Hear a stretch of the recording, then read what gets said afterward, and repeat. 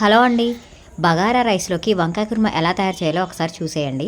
పల్లీలను, నువ్వులు, ధనియాలు, జీలకర్ర ఇవన్నీ వేయించుకొని తర్వాత మిక్సీ జార్లోకి తీసుకొని దాంట్లో కొన్ని కొబ్బరి ముక్కలు, ఉల్లిపాయ ముక్కలు యాడ్ చేసుకొని మిక్సీ పట్టుకొని అక్కడ పెట్టుకోవాలి. తర్వాత వంకాయలు ఫ్రెష్గా ఉన్నాయో లేదా, ఏమైనా హోల్స్ ఉన్నాయా, పుచ్చులు ఉన్నాయా లేదా మంచిగా చూసుకొని చెక్ చేసుకొని 4 కాట్లు పెట్టుకొని అలా వేయించుకోవాలి. ఆయిల్ పెట్టుకున్న తర్వాతనే వంకాయ ముక్కలు కాట్లు పెట్టుకోవాలి, లేకపోతే నల్లగా అయిపోతాయి, కండ్రొచ్చేస్తాయి.